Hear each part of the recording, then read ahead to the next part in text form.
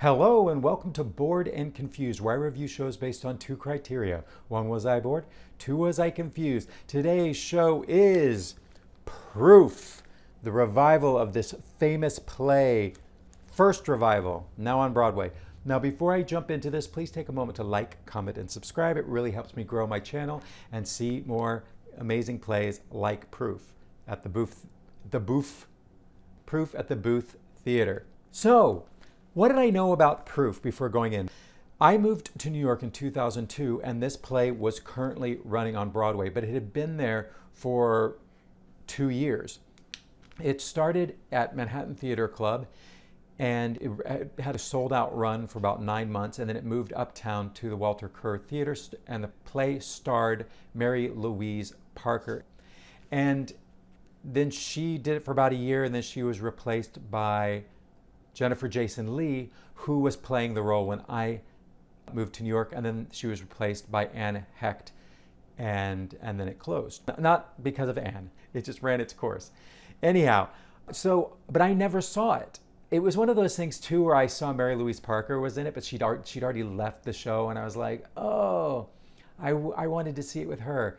And so I've never seen the play, and there's a movie of it starring Gwyneth Paltrow and Anthony Hopkins. Gwyneth Paltrow did the West End premiere of the play and then later did the movie. And David Albarn, who wrote the play, was only about 31 when this premiered, but he started it in 1990 and then he worked on it for about 10 years. And the initial idea was that it was going to really be focused on this family dynamic between these two sisters, but then it further developed to include a father and a love interest. So this play, when I moved to New York, was all the buzz, and because it had a role that I was right for, we're talking 25 years ago, I was right for the role of the young man, the math nerd. And so I read the play, I became familiar with the character of Hal. Interestingly, Neil Patrick Harris made his Broadway debut as a replacement for Hal in the original production. The more you know. Anyhow, so I read the play. I'm very familiar with the play, familiar with the character of Hal. Now I'm basically old enough to play the role of Robert, the father. How times have changed. But I've never seen a production or the movie. So I'd never seen this play. I just read it and really loved it. And this play is probably done, I think it's done a lot in school because every scene has one or two characters with strong wants that are in conflict with another character in the scene. And that's what makes this playwriting so great, is not only are these characters fully realized and fully developed, but the play is dramatic from start to finish. It gives an actor everything they need for a scene. Now, that being said, the play is great, but the play really needs the right cast. It is an actor's play, so if you get the right actors, the play can really come to life. So, who is in the revival? Well, here we got Ayo Edebiri. Did I say that right? If I did, it's a miracle. And Don Cheadle, playing Catherine and her father, Robert. And then rounding out the cast, we have Kara Young as Catherine's older sister, Claire. And then we've got Hal as that nerdy mathematician who becomes a love interest for Catherine. And it is directed by Thomas Kail, who you may know the name from the director of that little musical called Hamilton. Both Ayo and Don are making their Broadway debuts in this play. Woo woo! And Kara Young was a last-minute replacement. She came in 2 weeks before rehearsals began, and more on her later. So what is Proof about? Proof takes place on the back porch of a house in Chicago, and that's it, one set. And it focuses on Ayo Edebiri's character, a young woman in her mid-20s who has spent years putting her life on hold to care for her father, Robert, a brilliant but mentally deteriorating mathematician who has just died. Her sister, Claire, played by Kara Young, who I'll be talking about a lot, arrives from New York to sort out the house and the estate. And Hal, played by Jean Ha, is a former student of Robert who's going through her father's notebooks hoping to find something of mathematical value in all 103 of these notebooks. Then a notebook turns up with a groundbreaking mathematical proof inside. And the question becomes, who wrote it? Robert, before his mind went, or Catherine? And can we trust Catherine?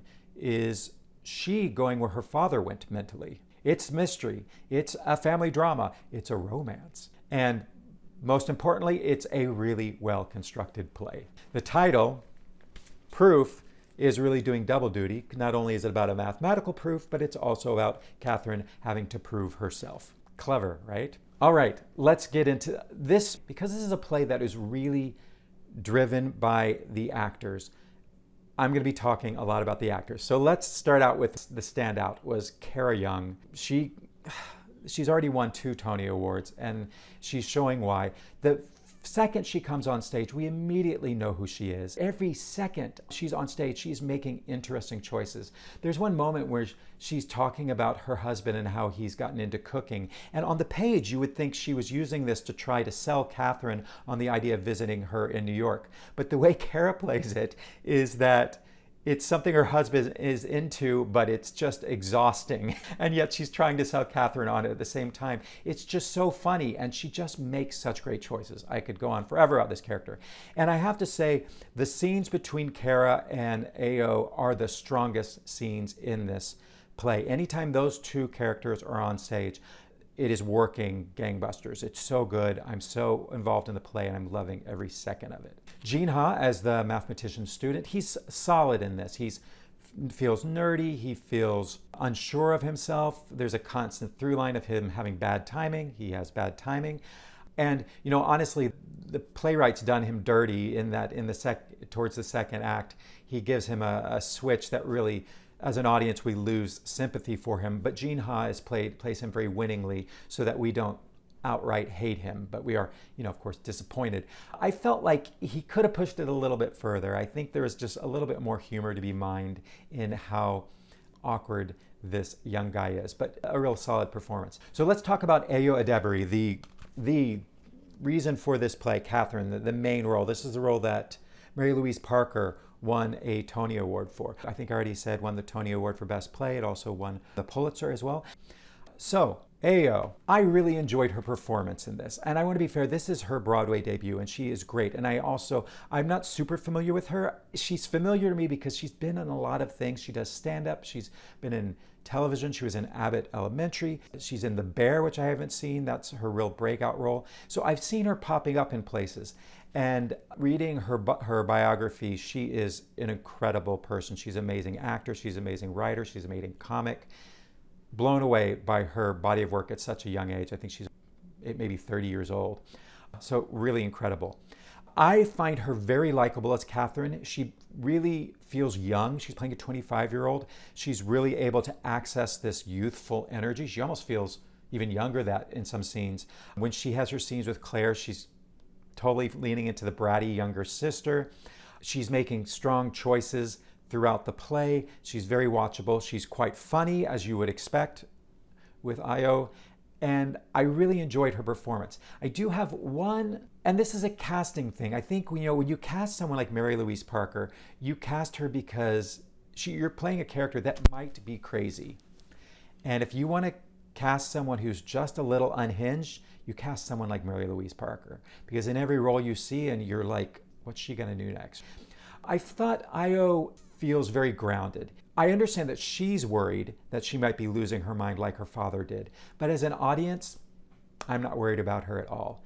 She seems to be fine, even though she does seem to fall into depression. But as far as just losing her marbles entirely and wrapping tinfoil around her head, or like her father did, checking out a bunch of library books to see if the Dewey Decimal System numbers had some kind of pattern to them. She doesn't seem like that kind of crazy. And I wanted a little bit more of that craziness and that questioning whether she was really losing it, because it's really important to this question of who wrote the proof. If we feel that Catherine is sane and honest and logical, then this is a spoiler alert. Because if you haven't seen this play, jump ahead of this. At the end of Act 1, when she says that she wrote the proof, it should be a surprise, which it is, but we immediately believe her. And so what happens is the second act loses some of the drama that it might have because there isn't the question of who wrote the proof. And you could just hear it in the audience's reaction. They knew that Catherine had written the proof without a doubt. And I really want us to not be sure because it's not really, the question isn't really answered in the play itself until we get to the final scene. And Catherine really talks about it, and that's when we realize, oh, okay, she wrote the proof. Now that was a huge spoiler, so this is where the spoiler ends. So I just wanted a little bit more of that, but I think this is a great Broadway debut for her. Really impressed with her work. Now that takes us to Don Cheadle. This is hard to say because Don Cheadle is a brilliant actor. We know this. But I felt like he was still trying to find who Robert was. Look, Robert is a difficult character. He doesn't have as much stage time as the other actors. And it's a man who we see at varying stages of losing his mind, which is a very exciting thing to play. And it has room for very strong choices. And I felt like Don Cheadle was in the moment. He was emotionally connected and he was speaking truth. But I wasn't seeing Catherine's father. I was seeing Don Cheadle. And there's a sameness to his delivery of his lines that didn't excite me, especially when you've got people on stage like Kara Young, who is just making the most out of every line. When she's on stage, things are happening. There's one scene where Catherine is deciding to move out and go to college because her father is doing better and she doesn't need to take care of him anymore. And he's very upset by this. But I was confused in this moment because I didn't understand exactly why he was upset. Is he upset because he feels like he's being abandoned? Is he upset because she's going to a school that isn't as prestigious as he would like? Is he upset because she's not going to the school where he teaches that and he's taking that as a personal affront? Is he upset because he's scared that he might be losing his marbles again? He needs help? Is it all of these things? I wasn't really sure. He was so upset and I just kept thinking, why are you holding your daughter back? And I think if I felt more of that father energy from him, I just never really believed that Don Cheadle was her father, that he was this character. And it pains me to say that. So when you see the show, I'm sure he will grow into the role. I'm sure they all will grow into these roles more as they get to work in front of an audience. So if you're seeing this later in the run, let me know how Don's doing. Let me know how everybody's doing. Let's talk about the production side. There's not a lot. It's just this one set, but they use that great material where it looks like the house is solid, but then when they light it from behind, you can see through it. I love that. There's a lighting technique that they use for the scene changes because this play has scene changes where actors have to just make a quick costume change and where it's the next morning or it's an hour later. So I thought they did a good job of giving us something visually to enjoy as those scene changes happened. They never felt too long. The scene changes worked seamlessly in this show. I thought it was directed smoothly. For the most part, everyone's doing the work they needed to do, and I think Thomas Cowley gave them the room to do that. I love how there's a porch that Ayo is so much taller than her sister Kara that Ayo is able to just jump up onto the porch, step on and off it anytime she wants with those long legs, whereas Kara's got her little legs dangling off the edge of the porch.